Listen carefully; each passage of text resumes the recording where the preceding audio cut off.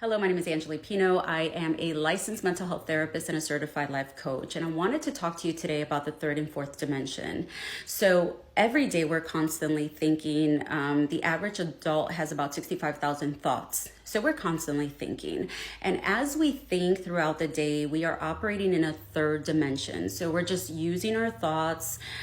Some of them are neutral, some of them are positive, the majority of them are negative, but we're always thinking in a third dimension. So the power of imagination is so important, as we should use it every day, through meditation, use our imagination, see ourselves in the future, see ourselves accomplishing a lot of things.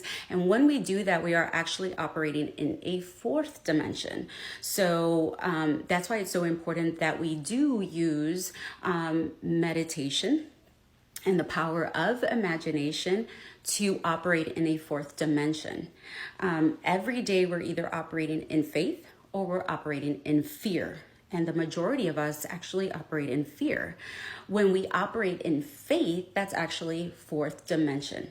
So those of us who have learned or know how to operate in faith, we are actually operating in a fourth dimension realm. And so those who operate in fear, right, are usually operate just in a third dimension realm. The majority of us actually do operate in that realm every day as we think. But those of us who know how to use our imagination, people who are visionaries, people who actually move by faith, operate in a fourth dimension. There is dimensions. It isn't just all physical. There's actually another dimension in which we could operate. So a lot of people who do goal settings, a lot of people who do meditation, that is actually fourth dimension.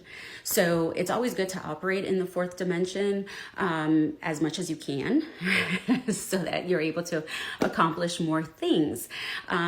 We could accomplish a lot of things on the third dimension, but it usually takes a whole lot more work. But when you operate in a fourth dimension, there isn't a lot of physical work that goes into it. There's a lot of mental work that goes into it. So that's the difference. So if you operate at a third dimension, you're doing a lot of physical work. If you operate in a fourth dimension, you're doing a lot of mental work. So we should learn from the children, because a lot of children know how to use their imagination, right? So they're constantly using their imagination, but as we get older, we tend to lose imagination. But we have to learn to kind of operate with our imagination and learn how to operate in that fourth dimension realm. I hope that helps.